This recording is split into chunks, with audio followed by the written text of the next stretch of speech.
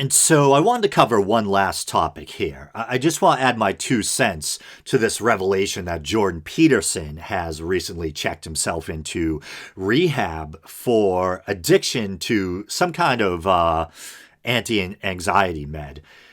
And I know that Jordan Peterson is a very divisive and controversial figure, and I've mentioned him numerous times on the show, and I guess my opinion of him is still the same as ever. And it's kind of a divided opinion. On the one hand, and you can probably tell, particularly from listening to this episode, that I make no secret that I'm a left leaning person. And that being said, thusly, I don't agree with Jordan Peterson on much, politically speaking.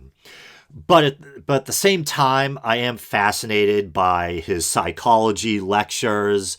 I love listening to him talk about Jungian symbolism and mythology and that sort of thing.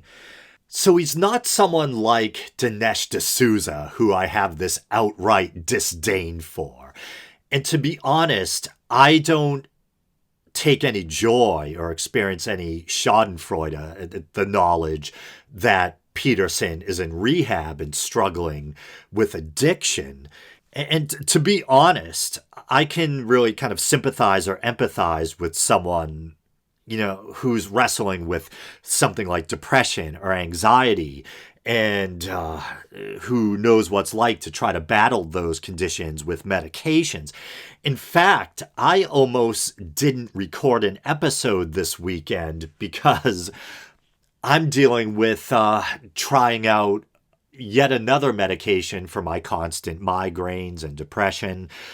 I started some new it's not a new medication, but new to me again, because I tried it once way back in my 20s. This drug called Remeron.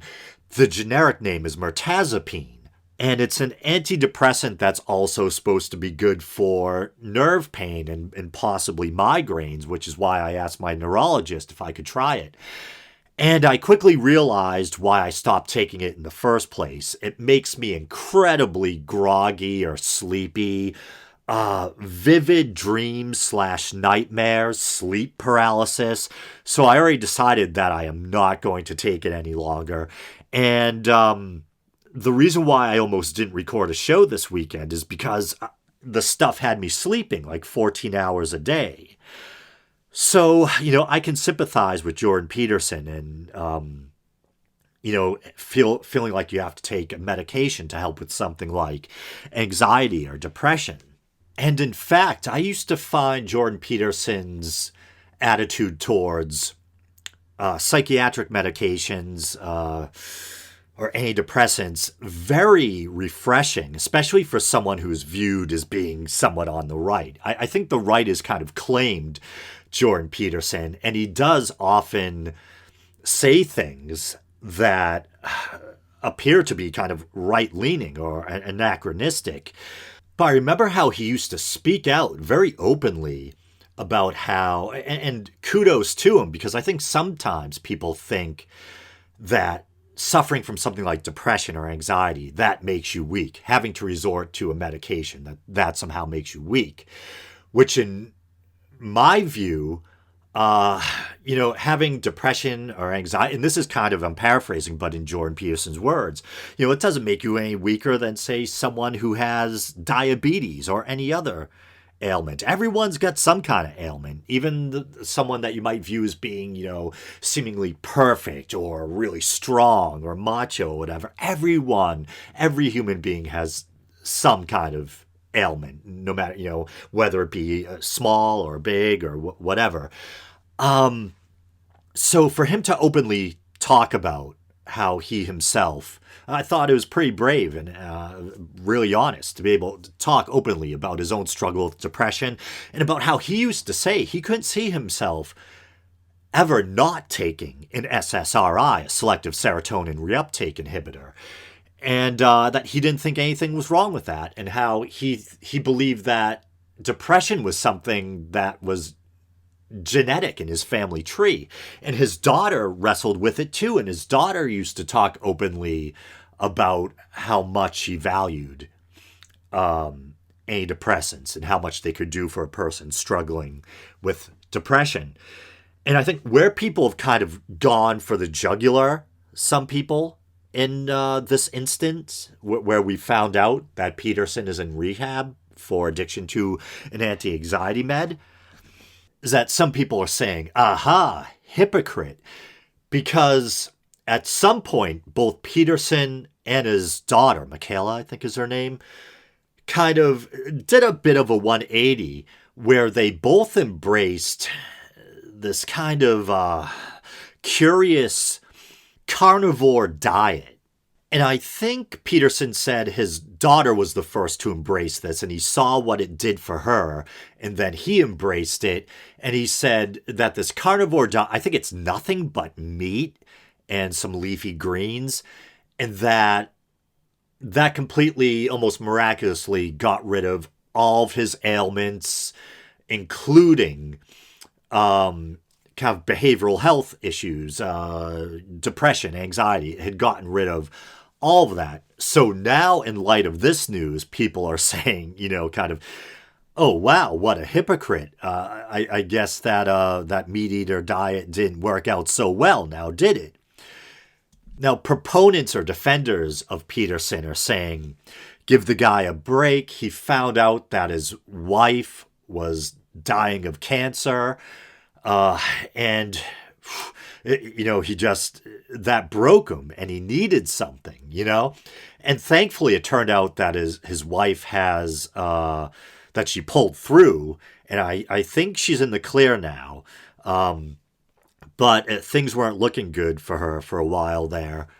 And so I think even Dusty Smith, who isn't any fan of Peterson's by any stretch of the imagination, he was kind of picking out old clips from Peterson lectures of Peterson talking about how life is suffering and everyone's got their cross and you got to pick it up and, go on. And so between him kind of saying stuff like that and talking about how this all meat diet, saved him and cleared up all of his kind of psych issues, that, this makes him a hypocrite. And I have a lot more sympathy for the guy and what he's going through than that.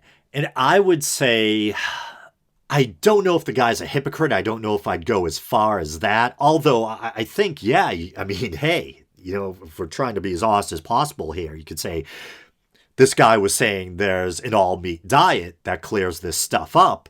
And now we find out, yeah, even, you could argue, even in light of something as serious as finding out a loved one, your spouse, has cancer, if this diet is so great that it clears up your psych issues and it makes you able to cope and deal, that resorting to a psych med, you could, if you wanted to be harsh, you could say that makes him a hypocrite if he himself is, resorting to psychiatric medications.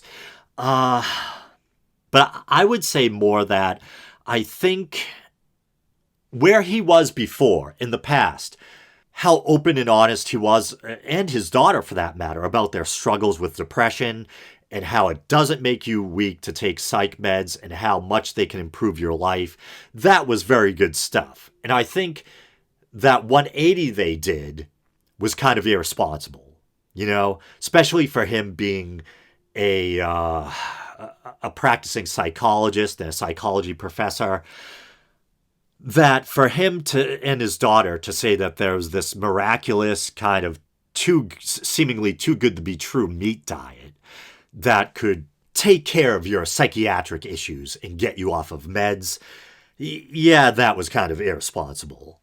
And I'm hoping this will kind of be, not to sound cliche, but kind of a teachable moment for him. And he'll maybe, in a good way, backtrack a little and say sometimes medications are necessary and take more of a mainstream approach to behavioral health issues and what you can do to tackle them.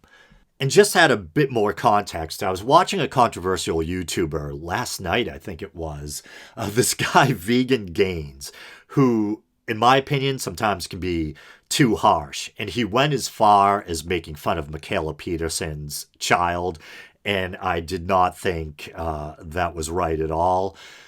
But he was playing kind of a somewhat damning clip of her, or clips of her, revealing that she too had resorted on at least one occasion to taking anti-anxiety meds while she was promoting what she now calls the lion diet, this kind of carnivore diet. So, I mean, I don't know, but there's my take on the whole thing.